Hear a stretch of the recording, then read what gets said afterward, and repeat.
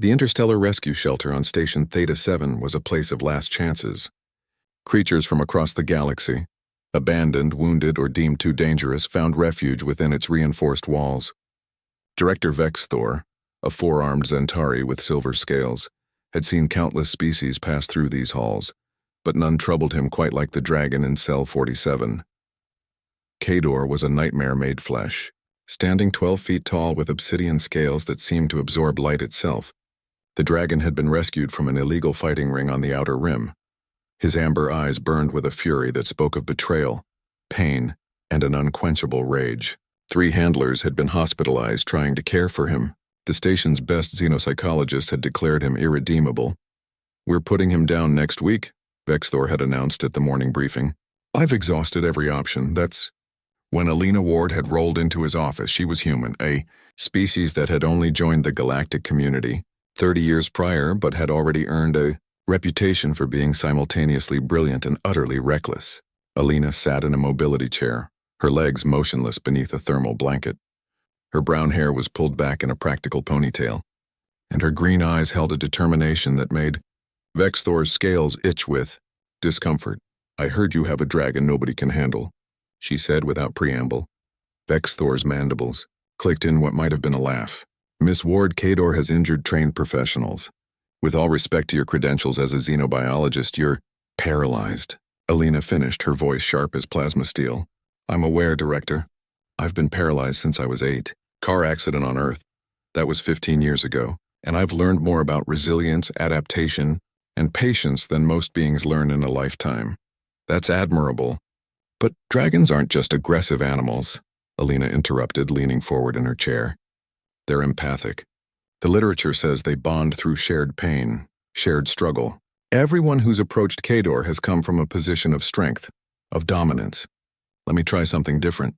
Vexthor wanted to refuse. Protocol demanded he refuse. But something in the human's eyes, that peculiar human stubbornness that had seen them survive ice ages, plagues, and their own self-destructive tendencies, made him hesitate. "1 session," he finally said. "Under full surveillance, and if he shows any aggression, we extract you immediately." The containment cell was a cavern of reinforced durasteel and energy barriers. Kador crouched in the far corner, his massive form coiled like a spring.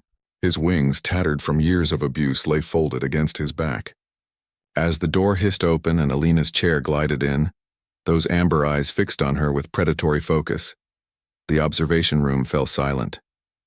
Vexthor's claws dug into the console. Alina stopped her chair 10 feet from the dragon. She didn't speak immediately. Instead, she simply sat there, meeting Kador's gaze without flinching. Seconds stretched into minutes. Then slowly she lowered her hand to the controls of her chair. With deliberate movements, she shut down the hover mechanism. The chair settled to the ground with a soft thunk. She was now sitting at Kador's level, unable to move quickly, vulnerable. A low growl rumbled from Kador's chest. "I know," Alina said softly. "I know what it's like to have your power taken away." The growl faltered. "I know what it's like when people look at you and only see what you can't do. When they see weakness instead of who you really are." Her voice was steady, each word carefully chosen. "I was running when it happened. Running faster than I'd ever run. Then everything stopped. My legs stopped. My life stopped. Everyone told me what I'd never do again." Kador's head tilted slightly, a gesture almost curious. "They were wrong, mostly. I found new ways to do things. Adaptive technology, neural interfaces, sheer stubbornness." A small smile played at her lips. "Humans are good at stubbornness. But I'd be lying if I said it didn't hurt. Every single day it hurts. Not just my body, my pride, my sense of self. Some days I'm still angry about it." The dragon's scales rippled, the obsidian surface catching the light differently. He took a step forward. In the observation room, Vexthor moved to activate the emergency extraction. A human hand belonging to Dr. Sarah Chen, Alina's colleague, stopped him. "Wait," she whispered. Kador approached slowly, each footfall deliberate. He stopped just before Alina, his massive head lowering until those amber eyes were level with hers. She could feel the heat radiating from him, smell the sulfuric tinge to his breath. "They hurt you," Alina said. "It wasn't a question. Made you fight. Made you forget what it was like to be anything but afraid and angry. A sound emerged from Kador's throat.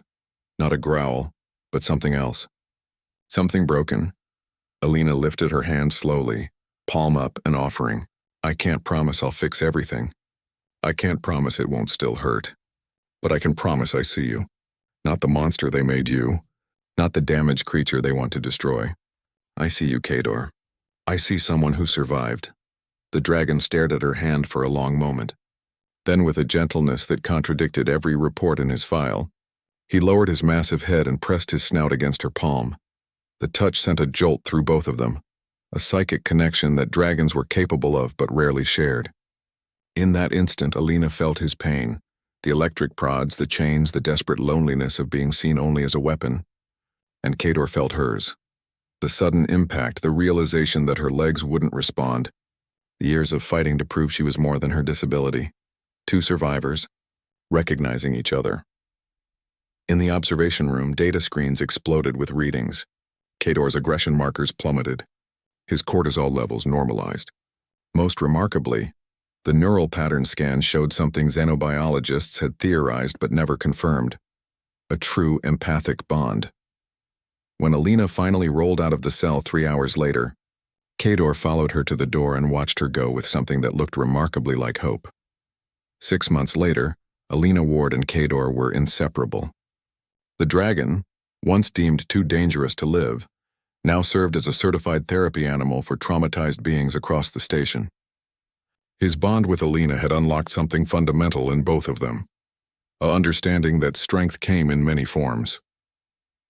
Director Vexthor stood in his office, watching through the window as Alina and Kador worked with a young Krillian child who had lost her arms in a mining accident.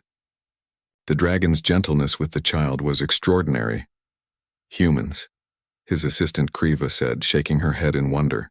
They find kinship in the strangest places. Vexthor's mandibles clicked in agreement. No, he corrected. They find kinship in the truest places. They recognize survivors because they are survivors. That's what makes them remarkable. In the therapy garden below, Alina laughed as Kador carefully extended his wing to provide shade for her chair.